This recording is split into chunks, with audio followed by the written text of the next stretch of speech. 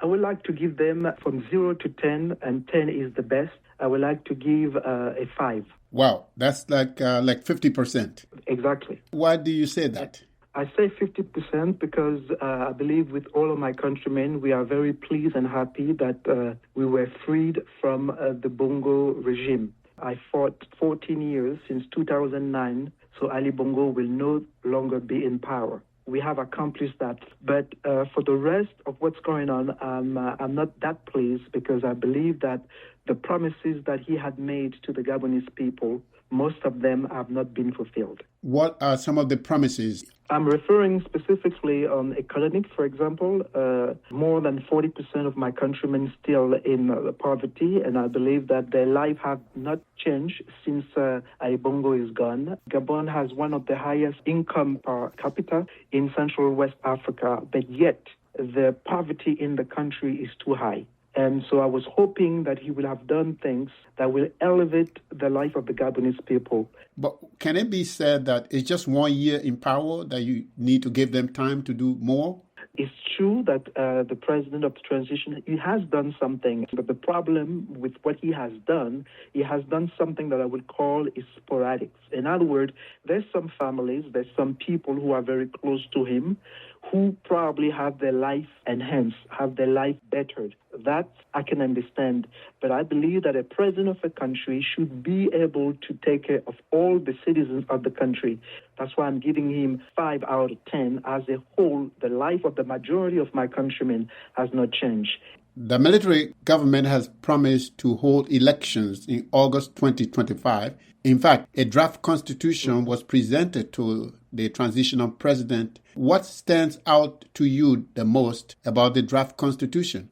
Well, the Gabonese people will have a referendum coming up pretty soon, I believe before the end of this year. The problem with it is that the majority of my countrymen are not really aware of what's in that new draft constitution of Gabon. And I think that that's a real problem. The two things that we know, because, for example, they want the president to have a 7-year term, and it's renewable once, which sounds good, but for me it's dangerous. Why?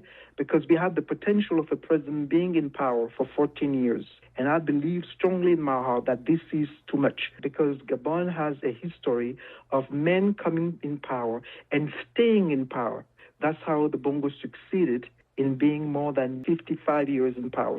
Now, they are inviting the Gabonese people to vote yes. But the problem is that, for me, they need to explain more what is in that new constitution. I noticed also in the article I read that the new constitution will grant amnesty to members of the military. What can you say about this issue of amnesty for the military? I'm very disappointed with this because, for me, they're exempting the military because the military is the tool that the Bongo use in order to oppress the Gabonese people. With that particular statement in the Constitution right now, those men and those women, those parents, those brothers and sisters, husband and wife, will never know what had happened to their loved ones simply because they are being forgiven. And I think that's very dangerous because what we need in Gabon is not amnesty, but what we need is justice. I believe that the army should not be exempt.